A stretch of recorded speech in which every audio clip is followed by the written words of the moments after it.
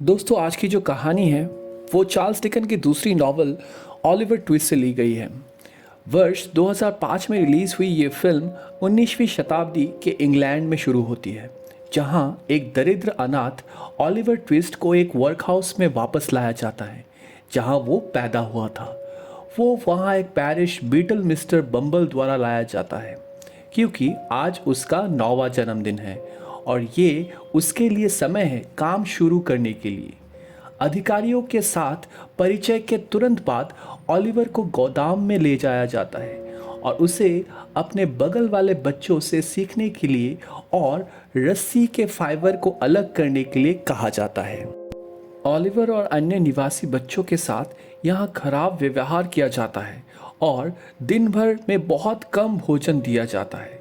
भूख से कुछ बच्चे रात को सो भी नहीं पाते हैं, जिसके परिणाम स्वरूप लड़के एक योजना बनाते हैं और एक लॉटरी के संचालन करते हैं जिसमें से ओलिवर का चयन किया जाता है। अब उसका काम है अधिक भोजन मांगना। अगले भोजन में हालांकि जोखिम भरा काम के होते हुए ओलिवर निर्देश के अनुसार करता है। वो अपना खाना पूरा खत्म करने के बाद कुछ और भोजन मांगता है। जब वो ऐसा करता है तो वो बूढ़ा आदमी द्वारा पीछा किया जाता है जो भोजन का प्रभारी होता है। जब ओलिवर के कार्य के बारे में मिस्टर बम्बल को पता चलता है, वो वर्कहाउस के अधिकारियों के पास जाते हैं और उन्हें सूचित करते हैं। इससे वर्कहाउस के अधिकारी नाराज हो जाते हैं और ओलिवर से छुटकारा पाने का फैसला करते हैं। ओलिवर को लेने के इच्छुक किसी भी व्यक्ति के लिए नगद इनाम का पेशकश करते हैं और एक क्रूर चिमनी स्वीपर के लिए असिस्टेंट बनाए जाने के बाद ओलिवर मिस्टर स्वेरबेरी द्वारा अपनाया जाता है। घर पर पहुंचने के बाद ओलिवर मिस्टर स्वेरबेरी और उनके पत्नी द्वारा किए गए सभी आदेशों का पालन करते हैं। ओलिवर सभी आदेशों को मानने के बावजूद स्वेरबेरी की पत्नी और वरिष्ठ अप्रेंटिस नोआ उसे बिल्कुल भी पसंद नहीं करते हैं, जबकि वो हमेशा नोआ द्वारा धमकाया जाता है। स्वेरबेरी की पत्नी भी उसे काम समय पर पूरा नहीं करने के लिए डांटती है। जब नोआ अगली सुबह ओलिवर की मां का मजाक उड़ाता है तो वो नोआ पर हमला कर देता है। स्वेरबेरी के साथ अपने जीवन को अनिश्चित देखकर ओलिवर अगले दृश्य में वहां से पैदल ही भाग जाता है। ओलिवर लंदन के लिए 70 मील की पैदल यात्रा शुरू करता है, जिसमें उसके साथ थोड़ा खाना होता है। उसका खाना खत्म होने के बाद वो सड़क के किनारे एक घर में रुककर कुछ मांगने की कोशिश करता है, लेकिन एक असभ्य मालिक उसे वहां से भगा देता है जो उसे भिखारी समझता है। कई दिनों तक लगातार चलने से ओलिवर कमज़ोर हो जाता है और उसमें ताकत की कमी होती है। वो आगे चलने में असमर्थ होता है और थकावट से सड़क पर गिर जाता है। उसी समय एक दयालु बूढ़ी औरत उसे नोटिस करती है और वो उसे रात के लिए भोजन और आवास देती है। अगली सुबह ओलिवर अपनी यात्रा को जारी रखता है और एक सप्ताह के बाद ओलिवर शहर में भूखे और चोट लगी हुई पैरों पर आता है। वो शहर के आसपास के लोगों को देखता है। वो जैक टॉकिंस उर्फ एक युवा पिक पॉकेटर से मिलता है। जब डॉजर को पता चलता है कि ओलिवर भूख से मर रहा है तो वो उसके लिए कुछ रोटी और मांस चुरा लेता है। रात में सोने के लिए जगह खोजने के लिए डॉजर ओलिवर को अपने घर में आमंत्रित करता है, जिसे वो कई अन्य किशोर जेबकतरों और उनके विचित्र बुजुर्ग नेता फैगन के साथ शेयर करता है।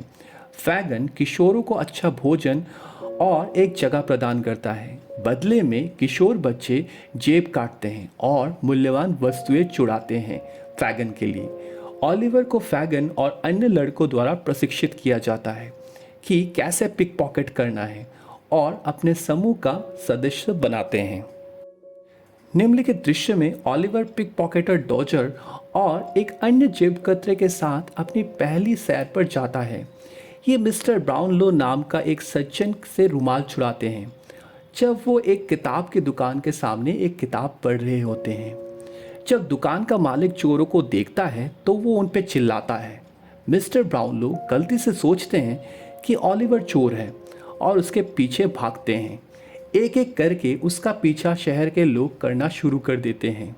बड़ी संख्या में लोग पीछा करने में शामिल हो जाते हैं और अंत में ओलिवर को पकड़ लिया जाता है।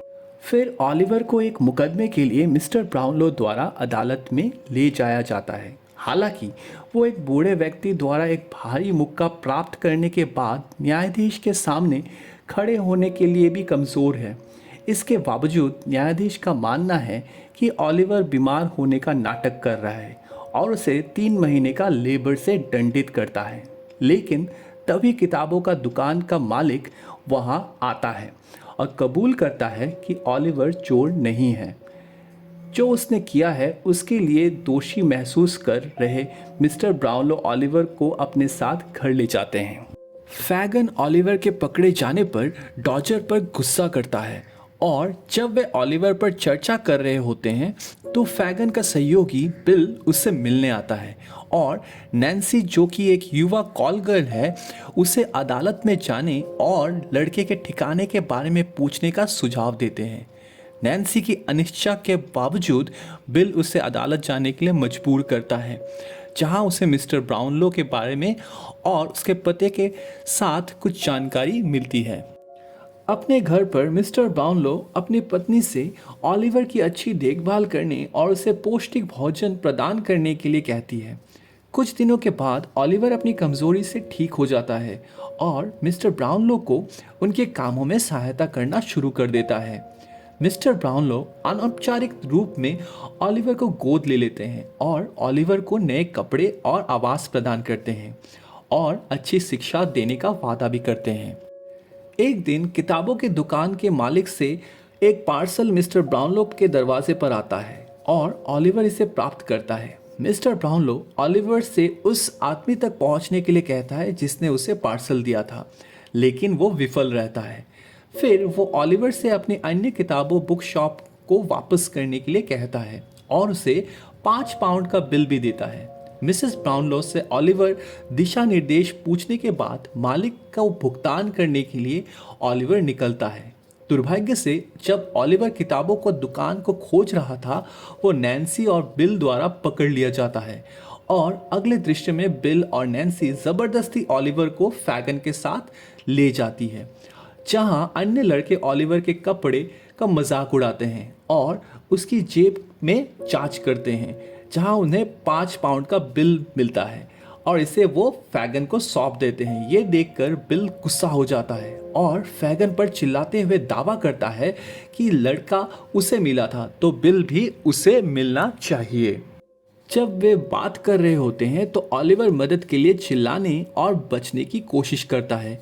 कुछ पीछा करने के बाद फैगन खुद ओलिवर को पकड़ लेता है। वो उसे अपने स्थान पर वापस लाता है जहां लड़के उसके कपड़े उतारते हैं और उसे जल्द ही पुराने कपड़े पहनाते हैं। फैगन ओलिवर को ऊपर के एक कमरे में ले जाता है।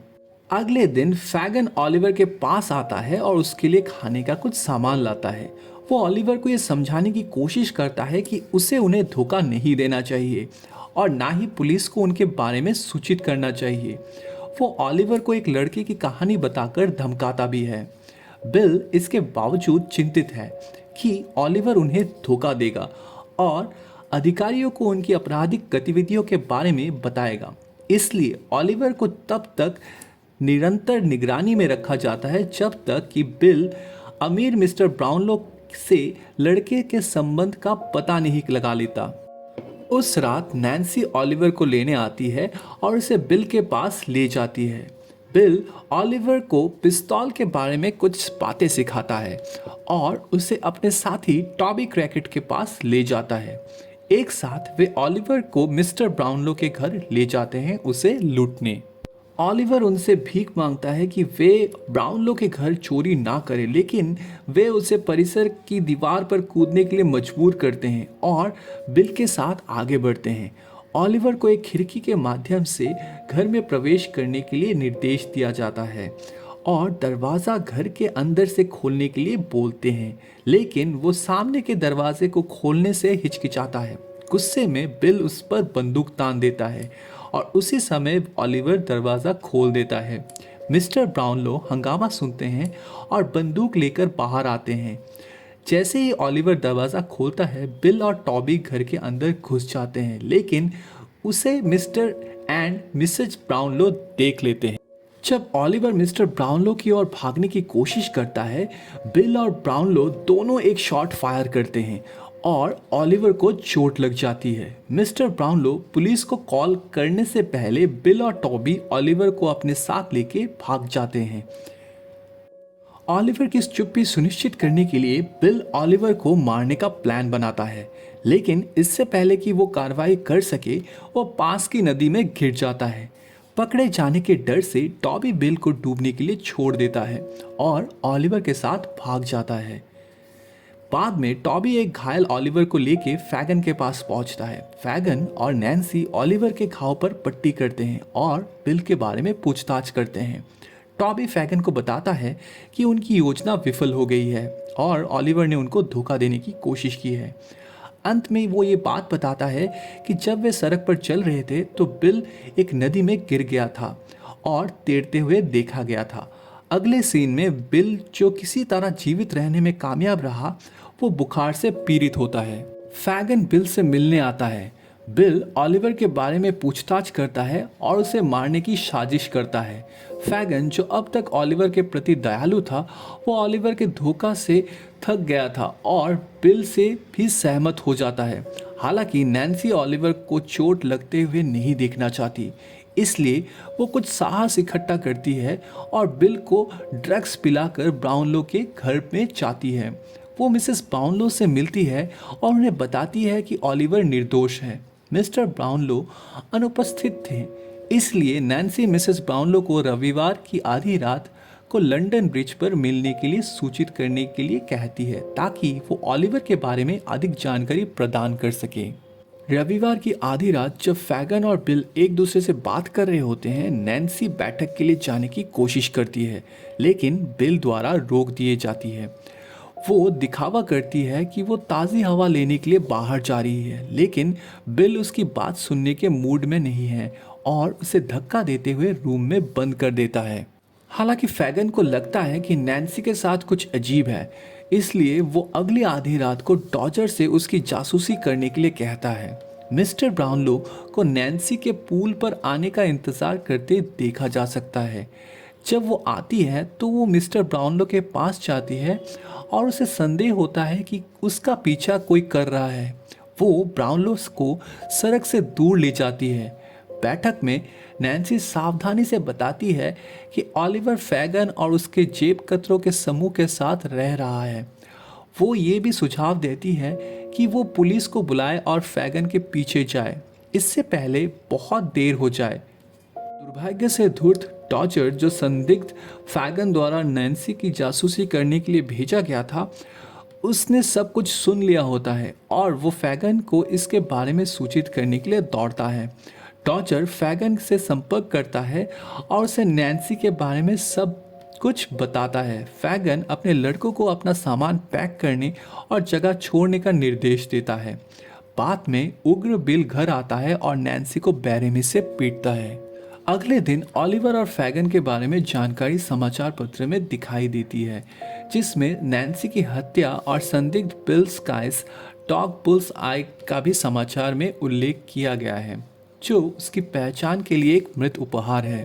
फैगन को टॉबी की जगह में छिपते हुए देखा जा सकता है, जबकि बिल शहर से दूर जाते हुए दिखाई देता है। पूरे शहर में बिल की पोस्टर चारों ओर चिपकाए जाते हैं। कुत्ते को मारने की असफल कोशिश के बाद बिल टॉबी के आवास पर आता है। जब टॉबी बिल को अंदर आने देता है, उस पर डॉजर नैन्सी को मारने के लिए गुस्से में हमला कर देता है। तभी बुलसाई बाहर आता है और जल्द ही भौंकना शुरू कर देता है। पुलिस अधिकारी और स्थानीय लोग घर के चारों ओर इकट्ठा होकर बिल को आत्मसमर्पण करने के लिए बोलते हैं। डॉजर, जो दयालु नैन्सी की हत्या के लिए बिल से नाराज है, वो अधिकारियों को बिल के यहाँ होने के बारे में बता देता है। बिल ऑलिवर को अपने साथ ले जाता है और ये जानकर भागने की योजना बनाता है कि अगर लड़का उसके साथ है तो उसे गोली नहीं मारी जाएगी। वो ऑलिवर को छत के दूसरी तरफ ले जाता है, लेकिन अतः पुलिस और जनता से घिर जाता है। जब वो इमारत के दूसरी तरफ जाने के लिए एक रस्सी का उपयोग करने की कोशिश करता है तो वो अपने कुत्ते को नोटिस करता है और विचलित हो जाता है। जिसके परिणाम स्वरूप वो गलती से फिसल जाता है, जिससे रस्सी कस जाती है उसकी गर्दन के खिलाफ और खुद को वो लटका देता है। निम्नलिखित दृश्य में ये दिखाया जाता है कि ओलिवर ब्राउनलो के साथ फिर से मिल गया है और एक बार फिर उसके साथ शांति से रह रहा है। फैगन को गिरफ्तार कर लिया गया है और ओलिवर ब्राउनलो के सामने फैगन से मिलने की इच्छा रखता है। उसे जेल में ले जाया जाता है, जहां उन्हें पता चलता है कि फैगन अपने सेल में चिल्ला रहा है। ओलिवर फैगन के बारे में सोचकर उदास हो जाता है, क्योंकि फैगन उसके लिए उसके पिता के समान था। और आखिरी दृश्य में हम देखते हैं कि आंगन में फांसी लगाई जा रही है और शहर के नागरिक फैगन को निष्पादन के देखने के लिए इकट्ठा होते हैं। तो ये थी कहानी ओलिवर ट्विस्ट की। अगर आपको वीडियो पसंद आए दोस्तों तो वीडियो को लाइक और सब्सक्राइब ज़रूर करें और अपना कमेंट सेक्शन पे डेफिनेटली छोड़िए।